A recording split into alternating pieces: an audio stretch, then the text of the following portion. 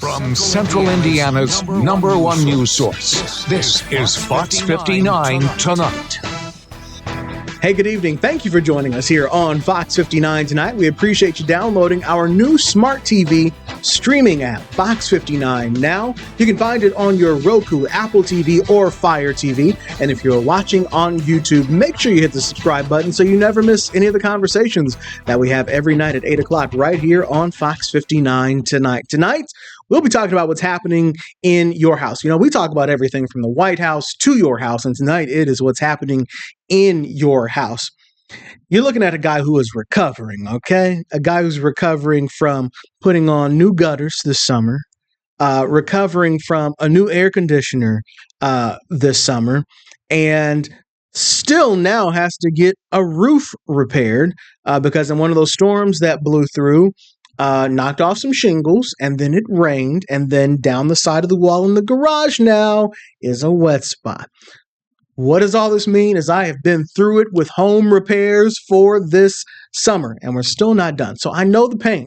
I know the difficulty of having to repair your home because you've invested so much in it. It's where you live, and it's things that you have to take care of.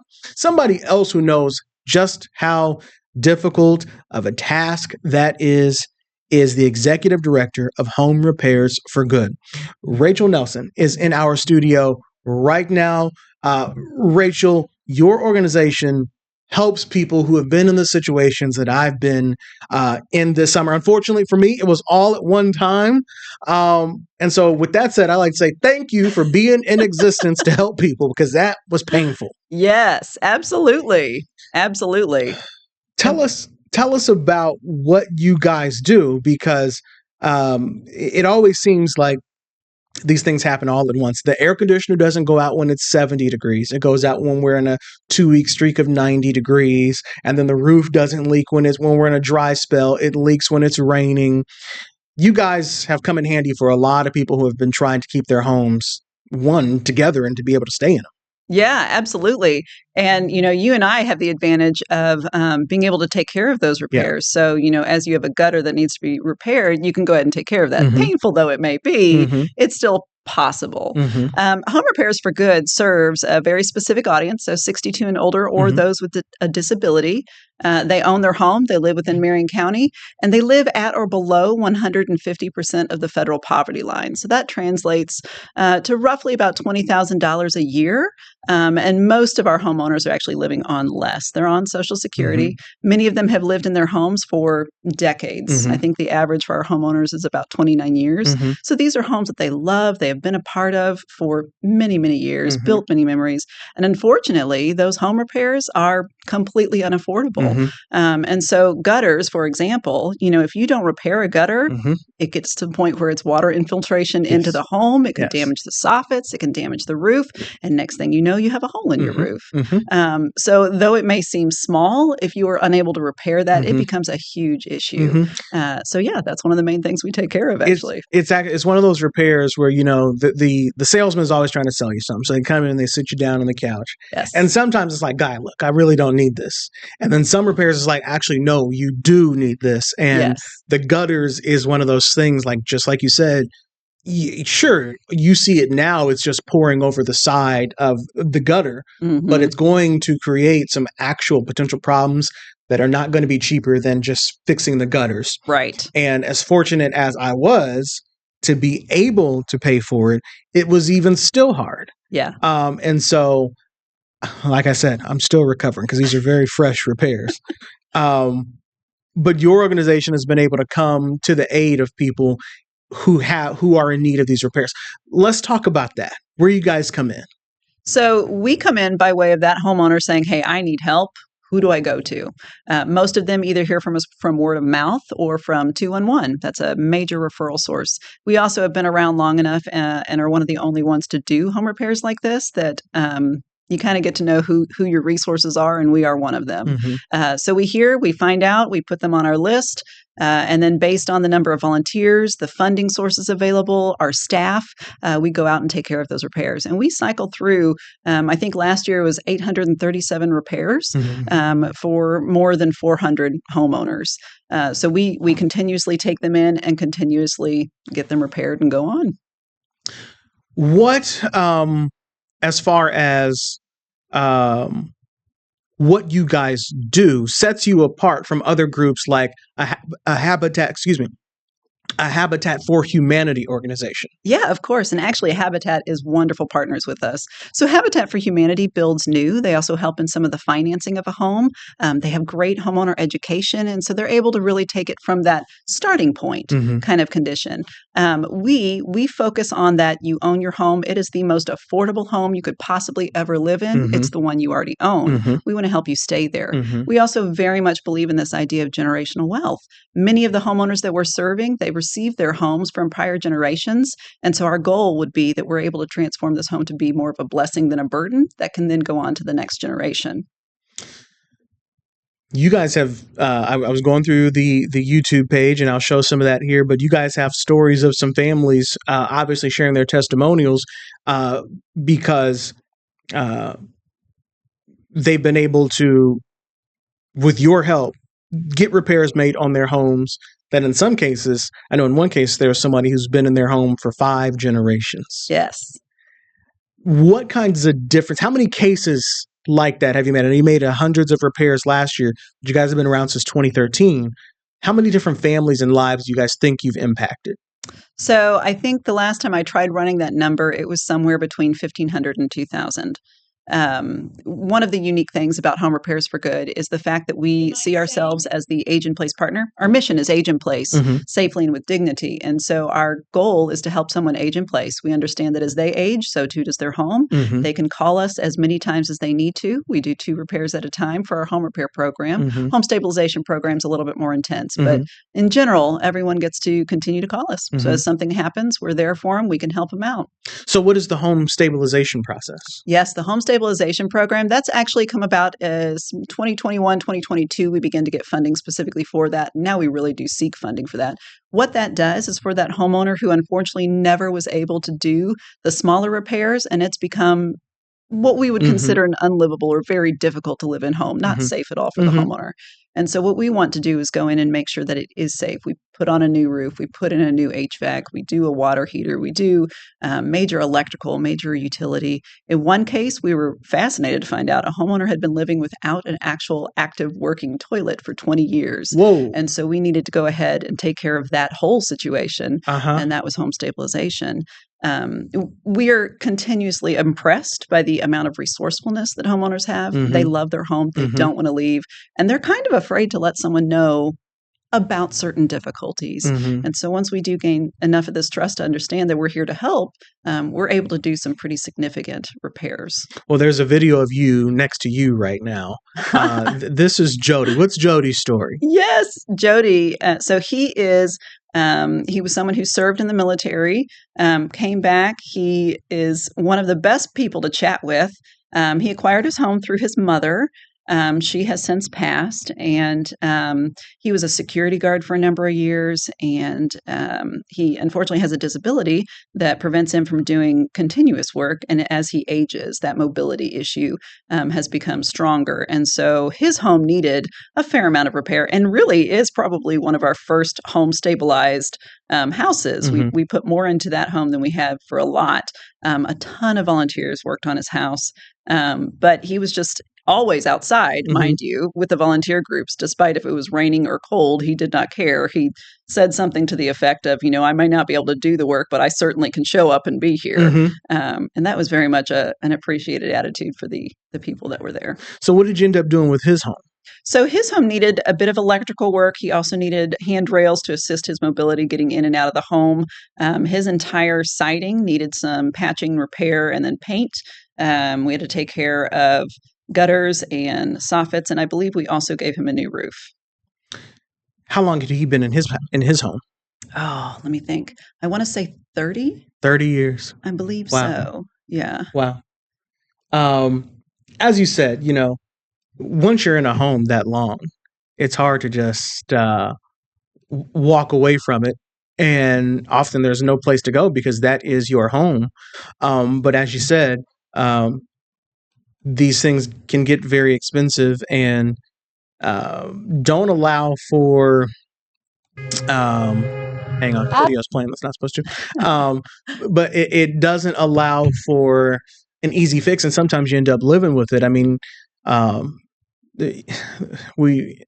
fortunately mine was just the air conditioner. Mm-hmm. But even then you realize all the things you take for granted. And so now if the house is actually too cold, sometimes I'm like, well, I know what the alternative is, so we're just going to suck this up and we'll be fine. But you end up, as that person did for 20 years with the toilet, you end up learning to live with it. Yeah. And you don't have workarounds. to. Yeah. But you don't have to. Right. So I would imagine that a lot of people who you come into contact with aren't the people who called you. It's probably their family members or a friend who has said, hey, such and such is a nice guy and will never say anything. He just lives with it, but he deserves to be helped. I bet you've got some stories like that, but I know there's people who reach out and say, hey, I need some help over here. Yeah. So I would say for those individuals who, they're in maybe their late 80s, early 90s, they do tend to have someone assist because at that point they have figured out kind of how to just deal with it, and they usually have a family member who says, no, you don't have to live like this. But in most cases, it's that homeowner who directly calls us. That's good. Yeah. And we get to build relationships that way too. And we really get to learn more about communities. Our most prevalent community is that 46218 zip code. And so I've lived in the city since 2008. Okay. And so I thought I kind of had a sense of the city. I didn't have a sense of all of it. The amount of individuals who they are the original owners of that home on the block, and every neighbor they know because it's either the children or the grandchildren of the prior neighbors whom they were best friends with. And so this communal aspect just, goes to show how impactful it is on aging when you have people that and they love you to be there and help. And so, for instance, we helped a homeowner multiple times. The first time we helped her, she was, I believe, 98 or 99. She's now 101. And she has her neighbors that are basically her second children. And her daughter is there every day as well.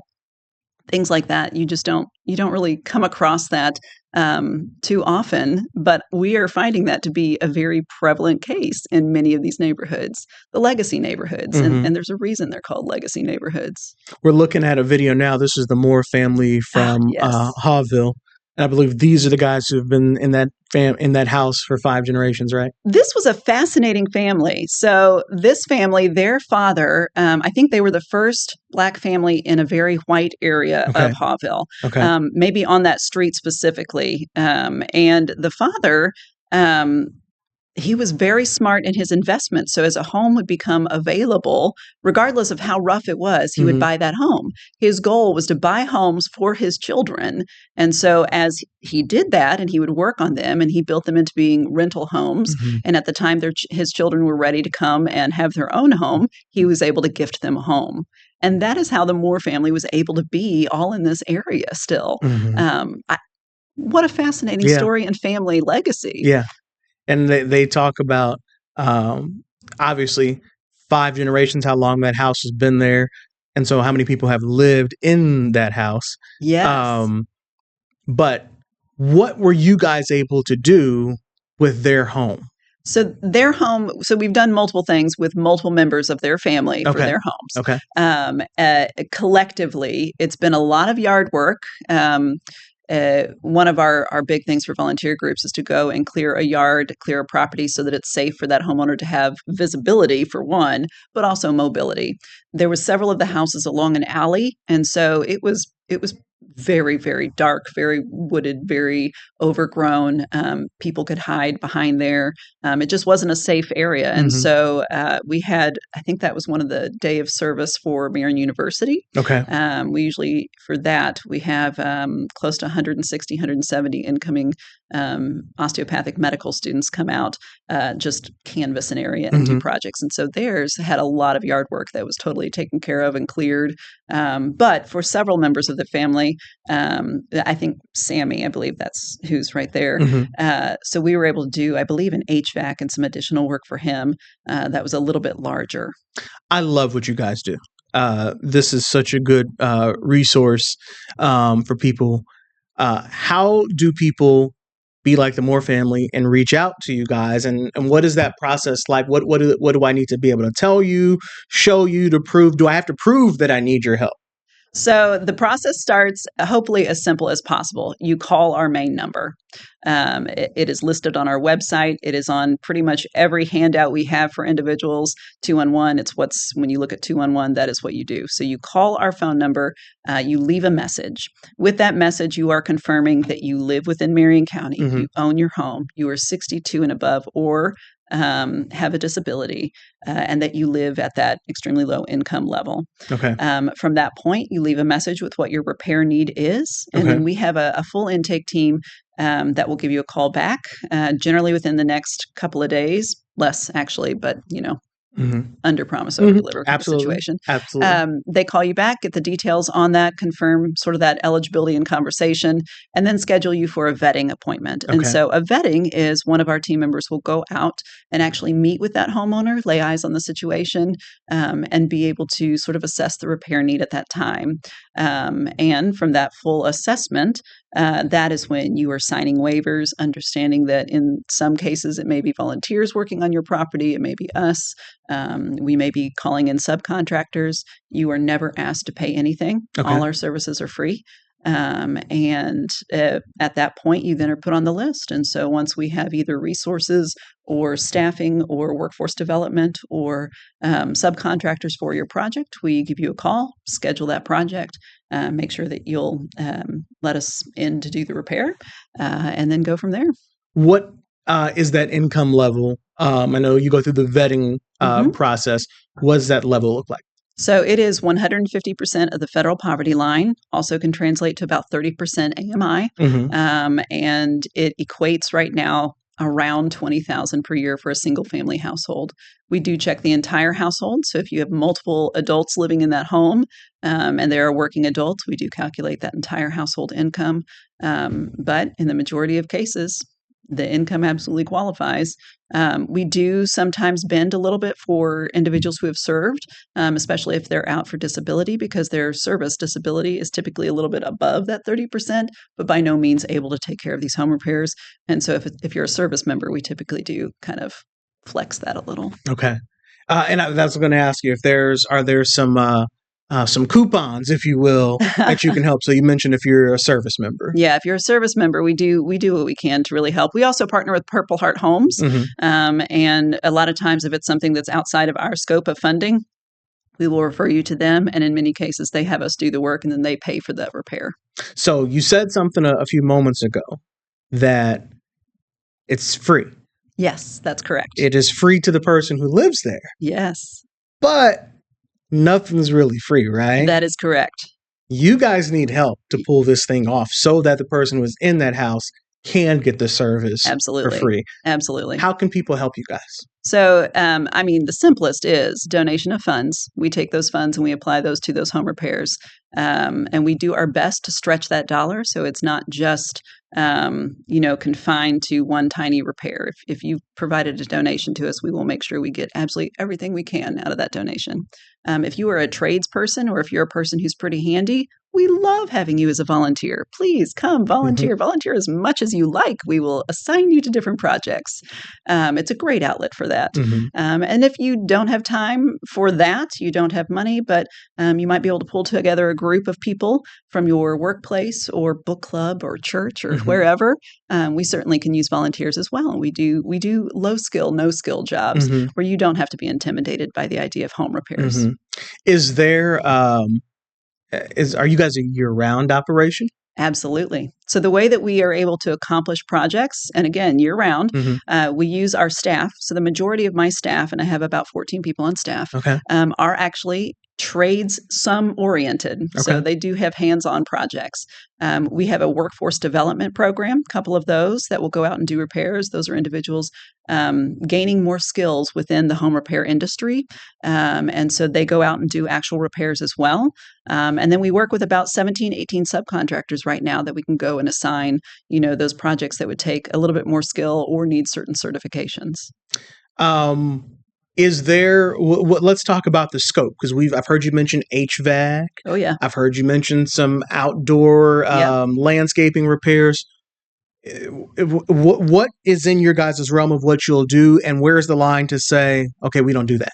So structural repairs are not something we do. So if your foundation is failing, if the structure of your home is failing, there's really nothing we can do. So that said, the majority of whatever else you would need for your home to be safe, we probably touch it in some capacity. Now, I will say, since age in place is our big driving factor, the majority of what we do are critical home repairs. So critical utility repairs, that'd be your electrical, your plumbing, keeping the exterior watertight, making sure your energy efficiency is up. But then we also do accessible bathrooms, making sure that you are able to enter and exit your home. We'll do ramps, we do handrails, grab bars, just to make sure that you, as you age, are able to do so as independently as you can. You mentioned structure, but then I also heard you mention some piping and whatnot.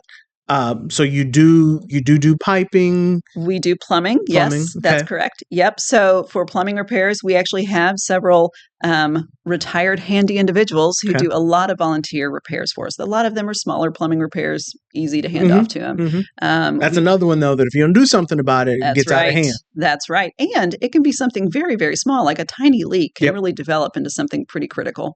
So we do have volunteers specifically who can work on that. We have some on our team who are capable of doing some of those smaller plumbing repairs. We also work with several subcontractors, and they can range from, just sort of time-extensive projects that may need a larger team to do specific plumbing repairs. It may be a full rework of a bathroom for one of those mobility and aging-ready kind of bathrooms, or it could be the water heater. We have a wonderful water heater subcontractor, as well as HVAC systems. Okay. How soon can you guys get, if you got a leak, you got to get that quickly. Yes. So what's your dispatch time? Yes. So if it's time sensitive, we will do our absolute best to get out there. Now, we are not an emergency service. So if you have an emergency home repair need, so something is gushing or you have a gas leak or something to that effect, the city has an emergency service line, and we highly recommend you give that a call. If it is not an emergency, you've lived with it for a while, but you really do need to get it done, that's a good time to call us.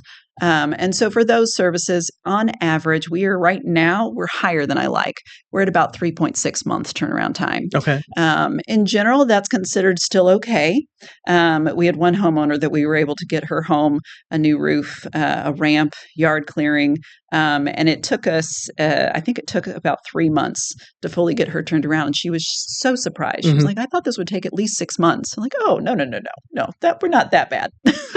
What would it take to get that downtime lower than 3.5 months? Funding is a big part of it. So we really do have to hold off on some of the larger subcontractor-oriented projects because those do take quite a bit of funding, based on the subcontractor who does generally give us a break. They're wonderful to work with, but it still costs money. Correct. And then the supplies for those particular repairs do cost money as well. So I would say that is the biggest factor. And then finding those handy volunteers. We have a fair few, but they'll rotate through. So anyone who does have handy skills is like gold to us. Let's talk about some of the ways people can get in touch, because you've listed out, obviously you need people who have the talent to do these jobs. But then also donations. If you don't have the talent, but you got the cash, that's right. I'm sure you'll take it. That's right. And we currently have a push for Fix It Forward Club. Okay. So we are working, again, like many organizations, on the idea of budgeting forward. So for someone who is capable of doing, $10, $20 a month, they're essentially joining this idea of fixing it forward. So they say, hey, I can give $20 a month. That's no problem. Mm-hmm. That's huge to us because that allows us to budget for that. And if we have a handful of people doing that, well, that's the equivalent of some pretty sizable repairs for people. So again, small things can develop into some pretty big repairs. I want to go over to your website because I know people are like, okay. How do I get this information? Yeah. And what I like here is you already have some of the questions that you're going to need to answer. That's correct. On the website. So let's talk about this real quick. You have the eligibility. Correct. Asking if you own your home. Mm-hmm. Is your home within the 465 loop of Washington Street? Why is that a question? So when we began, our big thing was being a gap filler. And there were many organizations that were able to do some home repairs in their areas. Mm-hmm. So we wanted to make sure we were filling the gap of areas that didn't have service. Mm-hmm. As the years have progressed, fundings have changed, programs have changed. We've kind of become the only ones to do home repairs, with the exception of one or two different community development organizations. Mm-hmm. So currently we are north of Washington Street within the 465 loop of our focus area. Okay. On east and west side. Yes, that's correct. Okay. Now, we'll serve all of Marion County if you have a health department citation. Okay. So we absolutely work to resolve those. We want to make sure you get to keep your home without a lien, without an issue on it. So we serve all of Marion County for that. If it's a large yard project, that's all of Marion County. But for those plumbing, those critical needs, those subcontractors, we're typically focused in that 465 loop north of Washington. We are currently seeking funding that would allow us to extend to the entire 465 loop. Just because of the lack of services now. And that's a wide area from Washington Street all the way across the county. That's correct. From 465 on the east side to the west side. Yes, that's correct. Quite a bit of land there. That is correct. 62 plus. Yes. Must be 62. Or have a disability. Suppose I'm 52, but I have a citation from health department. We would weigh that conditionally. Okay. And then, of course, eligibility. So this is what we talked about on that income. Is your household income $22,000 and a half or less, or $38,000 or less for a family of three? Put this information in here, hit submit, goes to you guys. That's correct. And somebody will give them a call. That is correct. Okay. That is correct. While we're also on the website, I always like to remind people how to get involved. You can volunteer. That is right. Or support. Yes. Let's see here. Here's our volunteer page. So click and learn more. And so you can tell me what we have here as we get ready to wrap up. Volunteer for a project, team building, and handy volunteer program. Yes. So handy volunteer program, if you want to learn more about handy skills, that's a program where we kind of help you pair up with someone who has skills. Sort of like a mentorship kind of program, like someone with the skills and someone without. So I can help. I'd be an apprentice? Yeah, exactly. But in that learning process, you're actually working on a homeowner's home. Okay. And I like that. That's cool. Where it's a slow build. But it has merit for sure. Yeah. And the people that have been able to gain some skills and do some projects, they really seem to enjoy this. And we've had a great interest in it as well. So I hope to grow that in the future even more. If you already have handy skills, again, you're like gold. Please come volunteer. 1 project, 20 projects, whatever you want, So that's a great way to plug in as well. And then the team. If you have a group of people that just want a team building exercise, want to go out into the community, want to get their hands truly into helping someone, we provide an opportunity to do that and pair your team with a project that is fitting. Rachel, I love this program, and I like the handy VP part because there are people out there who don't have the money. Yeah. But don't have necessarily the talent or the skills to do it, I should say. Yeah. So they're somewhere in the middle with a good heart. Yes. And they want to help. Well, I think of any new homeowner. You walk into your home, you're like, this is mine now. And then something goes wrong. Yes. Or that toilet keeps running and you think, I should be able to do this. And YouTube has a ton of resources, but you don't know what's good versus bad. Right. This handy volunteer program gives you enough of a basis to where it gives you the confidence, gives you some skills, also gives you that evaluation of when it's a good YouTube video versus a bad. Yes. Rachel, thank you so much for coming on, and thank you for what you guys do. This is very valuable stuff. Thank you very much. All right. If you want to know more about home repairs for good, just go to the website, homerepairsforgood.org. Sign up, submit a question, volunteer, and before we go, I'll give you the phone number because that was on the website, 317-286-2740. Rachel Nelson, thank you so much. Thank you. More of Fox 59 Tonight is coming up after this.